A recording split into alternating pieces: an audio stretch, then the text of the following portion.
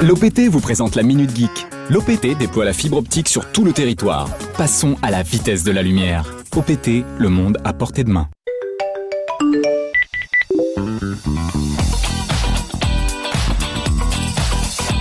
La Minute Geek.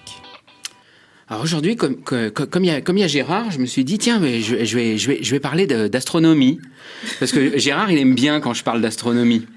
C'est vrai. Ouais, c'est vrai. Hein. Donc j'ai parlé d'astronomie et en regardant sur Internet, je me suis aperçu d'une nouvelle qui était un petit peu inquiétante. C'est que 30% de la population mondiale, c'est-à-dire à peu près un tiers de la population mondiale, ne voit pas la Voie lactée. La Voie lactée disparaît.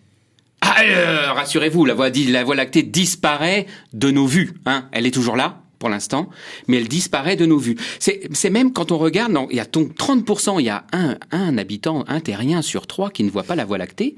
Il y a un terrien sur 3 qui est obligé de prendre un véhicule, de faire des centaines de kilomètres s'il veut voir la Voie lactée. Et ça, ce phénomène-là, il n'est pas proportionné équitablement à travers tout le monde. Il y a des zones qui sont plus touchées que d'autres. Par exemple, il y a pratiquement 80% des Américains qui ne voient pas la Voie lactée. Il y a plus de la moitié des Européens qui ne voient pas la Voie lactée, qui ne voient pas la Voie lactée de chez eux, les Américains et les Européens.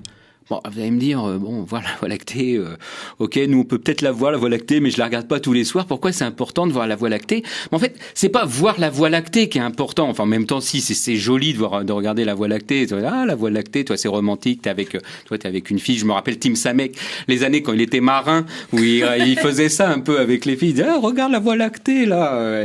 Il y en a qui elle disparaît. Mais il disait pas ça, tout ça, parce qu'on le savait pas, parce que c'est hier que j'ai appris ça. Donc, c'est pas tant le fait qu'on ne voit plus qu'on ne voit pas la Voie lactée, mais pourquoi on ne voit pas la Voie lactée? Eh ben, on ne voit plus la Voie lactée à cause de la pollution lumineuse. La lumière, les lumières émises par les villes, par les lampadaires, par les magasins, etc., fait que le ciel est éclairé et donc on voit moins bien les étoiles. Bon, vous allez dire, bon, ok, mais enfin, moi, quand je veux marcher dans la rue, la nuit, j'aime bien qu'il y ait un lampadaire qui éclaire mon chemin. Ok, pourquoi pas un lampadaire qui éclaire ton chemin, mais on peut très bien vivre sans lampadaire qui éclaire son chemin. Mais en même temps, il y a pas la pollution lumineuse, c'est pas seulement les lampadaires qui éclairent le chemin, c'est tous ces magasins là qui laissent leur enseigne allumée 24/24. On se demande bien pourquoi, parce que ça sert à rien, parce que le magasin il est fermé là, mais l'enseigne est quand même allumée. Voilà. Et pourquoi la pollution lumineuse? Alors la pollution lumineuse, c'est quand même la pollution qui est la moins dangereuse par rapport à celle de la SLN qui nous envoie par exemple des fumées toxiques dans les poumons. Ça c'est pas bon pour la santé. Ou les voitures par exemple, ça c'est de la mauvaise pollution. La pollution lumineuse, on va pas dire que c'est une bonne pollution, mais elle est moins pire que les autres. Par contre, elle a quand même, enfin, on s'aperçoit, enfin, c'est pas moi qui m'aperçois, c'est des chercheurs, c'est des mecs qui travaillent et réfléchissent à ça, ils se rendent compte que ça dérègle le comportement des animaux nocturnes, cette pollution lumineuse. Et les animaux nocturnes, ils savent plus si c'est le jour ou si c'est la nuit. Et ils sont emmerdés quand ils veulent aller en boîte parce qu'ils ratent l'heure.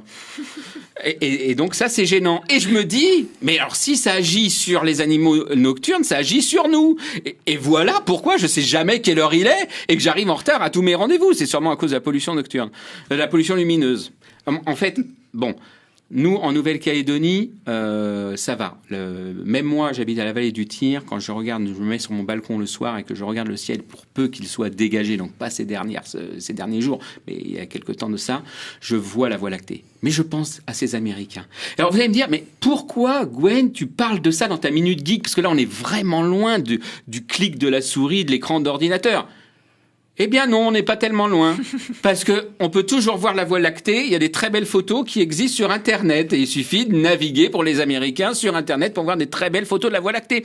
Et moi, je pense à Arnaud Elissat qui a une photo donc dans l'Expo Forêt, qui ouvre une photo à la Belle Image aussi depuis hier, qui a photographié la Voie lactée au Vanuatu, en Nouvelle-Calédonie. Rassurez-vous, les Américains, les Européens qui ne voyaient pas. On va vous envoyer les photos d'Arnaud et Lissad.